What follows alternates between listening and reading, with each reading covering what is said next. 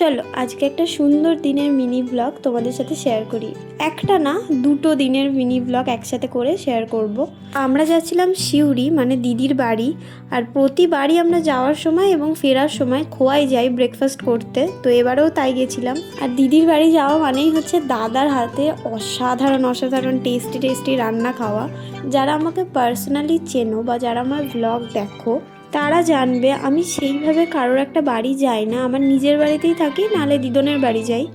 নিজের বাড়ির বাইরে যদি কোনো বাড়িটা নিজের বলে মনে হয় সেটা হচ্ছে দিদির বাড়ি। ছোট থেকেই আমার সেইভাবে কারোর বাড়িতে গিয়ে থাকতে একদমই ভাল লাগে না, আর আমি যাইও না। একমাত্র দিদির বাড়িটাই একটা জায়গা যেখানে যেতে আমার খুব বেশি ভালো লাগে। একমাত্র এটাই একটা জায়গা যেখানে বাড়ির বাইরে এসেও মনে হয় যে বাড়িতেই আছি। মেবি বাড়িটার থেকেও বেশি মানুষগুলো এত ভালো না, সেই জন্য এই ফিলটা আসে।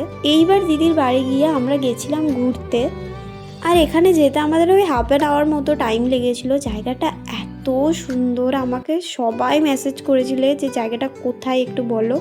এটা হচ্ছে প্রপার ঝাড়খণ্ডে। আমরা সবাই মিলে স্পিড বোটে চেপেছিলাম, আর এত হেভেনলি একটা ফিল আসছিল, মানে এত ভালো লাগছিল কি বলবো।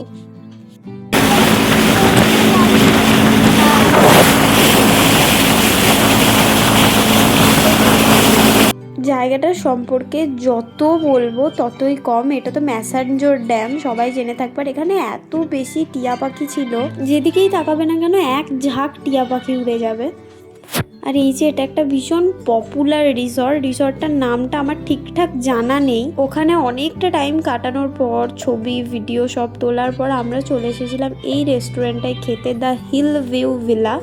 দুপুরে সবাই মিলে আমরা এখানে লাঞ্চ করি। দিদি